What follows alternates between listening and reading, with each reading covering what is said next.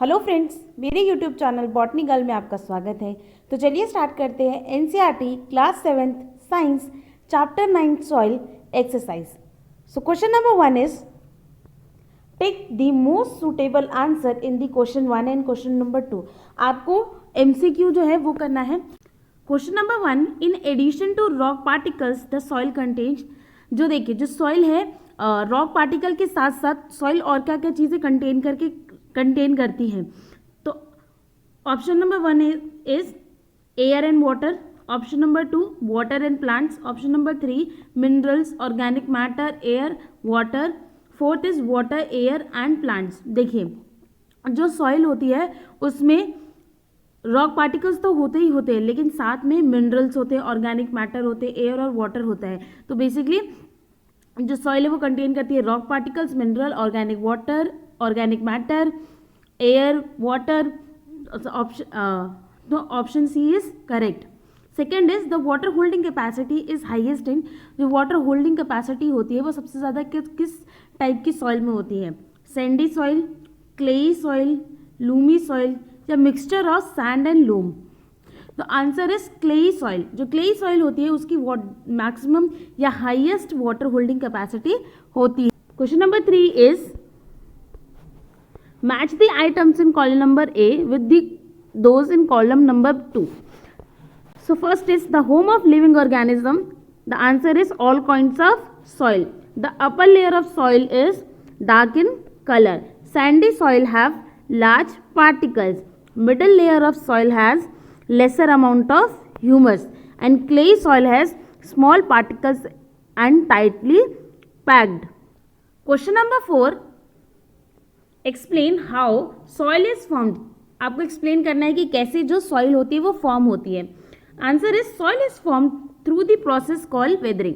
देखिए, जो सॉइल होती है वो फॉर्म होती है by the process called weathering. Weathering एक प्रोसेस है जहाँ पर फिजिकल ब्रेकडाउन और केमिकल डिपोजिशन होता है रॉक का और मिनरल का near the surface of earth.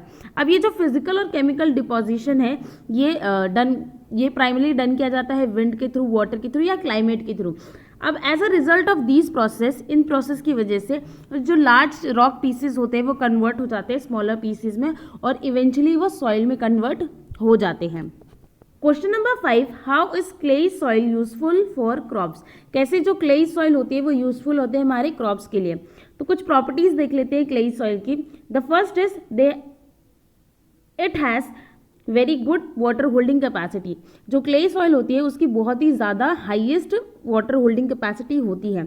Second is it is rich in organic matter. जो क्ले सॉइल होती है वो रिच होती है ऑर्गेनिक मैटर में भी। अब फॉर ग्रोइंग क्रॉप्स, कुछ क्रॉप्स ग्रो करने के लिए जैसे कि वीट, ग्राम, पैडी, ये सॉइल जो है वो बहुत ही बेस्ट है और गुड है और ये रिटेन करके रखती है ज़्यादा से ज़्यादा वाटर और रिच होती है ऑर्गेनिक मैटर में जो इन क्रॉप्स के लिए सूटेबल है। इसीलिए जो क्लेई सॉइल होती है इसकी कैरेक्टरिस्टिक बहुत यूजफुल है इन टाइप के क्रॉप्स के लिए। Question number 6, list the difference between clayey soil and sandy soil. आपको डिफरेंस बताना है क्लेई सॉइल और सैंडी सॉइल में। So clayey soil it has much larger particles. जो क्लेई सॉइल होते हैं उसके ज़्यादा बड़े पार्टिकल्स होते हैं।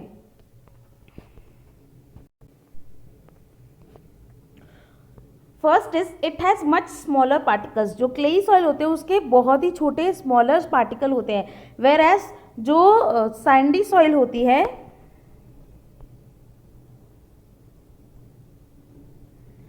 जो सैंडी सॉइल होती है उसके ज़्यादा लार्ज पार्टिकल्स होते हैं। Second is it can hold good amount of water. जो क्लेई सॉइल है वो ज़्यादा अमाउंट ऑफ वाटर जो है उसको होल्ड करके रख सकती है, लेकिन सैंडी सॉइल जो है वो ज़्यादा अमाउंट ऑफ वाटर को होल्ड नहीं कर सकती है। क्लेई सॉइल जो होती है वो बहुत ही ज़्यादा फर्टाइल होती है, वेयर एज जो सैंडी सॉइल है वो फर्टाइल उतनी नहीं होती है। क्लेई सॉइल जो होती है इसमें वाटर एयर कंटेंट जो होता है। फोर्थ इज जो क्ले सॉइल होती है उसमें एयर कंटेंट जो होता है वो बहुत ही कम होता है, वेयर एज जो सैंडी सॉइल होती है उसमें एयर जो है वो ट्रैप्ड होती है between the particles. Fourth point is clay soil the particles are tightly packed. जो क्लेई सॉइल में जो पार्टिकल्स होते हैं वो बहुत ही ज़्यादा टाइटली पैक्ड होते हैं, वेयरएज जो सैंडी सॉइल में जो पार्टिकल्स होते हैं वो लूजली पैक्ड होते हैं।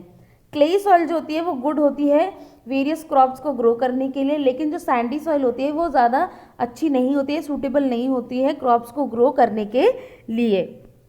Question number 7, sketch the cross section of soil and label the various layer. आपको ये डायग्राम बनाना है और उसके वेरियस सेक्शंस हैं या वेरियस लेयर्स जो हैं वो आपको बतानी है सॉइल की। Top most layer is humus,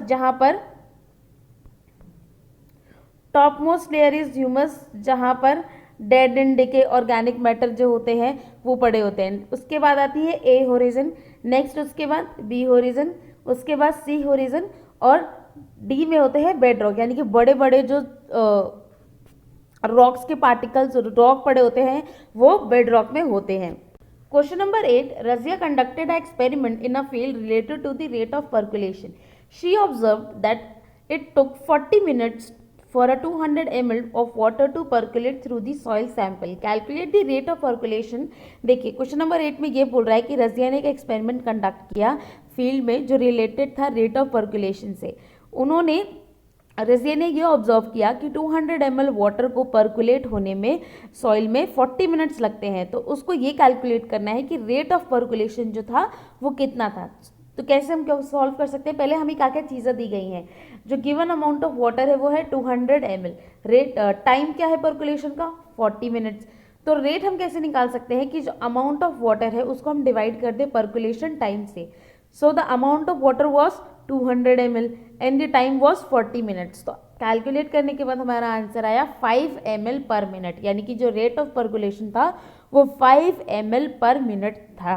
question number 9, explain how soil pollution and soil erosion could be prevented. आपको ये बताना है कि कैसे जो सॉइल पोल्यूशन है और सॉइल इरोजन है हम उसको कैसे प्रिवेंट कर सकते हैं।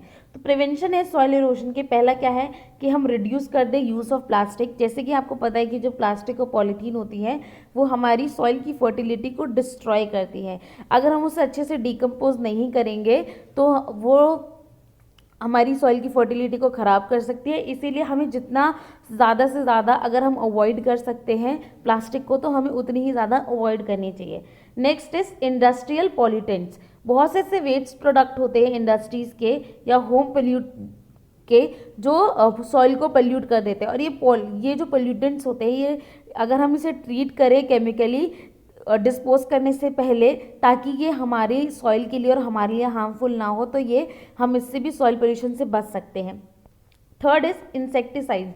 जैसे कि आपको पता है कि अदर पॉल्यूटेंट्स जो हैं जैसे कि पेस्टिसाइड, इंसेक्टिसाइड, अगर हम इनका ज़्यादा यूज़ करते हैं तो ये भी हमारे सॉइल को ख़राब कर सकते हैं। तो इसीलिए हमें इनका ज़्यादा से ज़्यादा इस्तेमाल नहीं करना चाहिए। एक्सेसिव यूज होगा इन सब्सटेंस का वो हमें अवॉइड करना चाहिए। अब बात करते हैं प्रिवेंशन ऑफ सॉइल इरोजन की।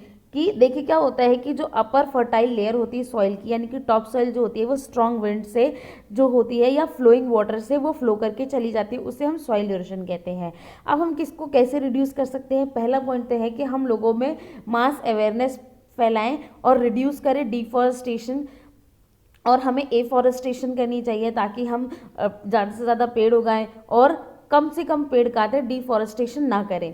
Second is helping local people to generate degrading forest. हमें लोकल पीपल की हेल्प लेनी चाहिए ताकि जो फॉरेस्ट डिग्रेड हो रहे हैं उसको रीजनरेट करने के लिए, दोबारा से उन पेड़ों को उगाने के लिए, ताकि हमारा फॉरेस्ट दोबारा से रीजनरेट हो सके।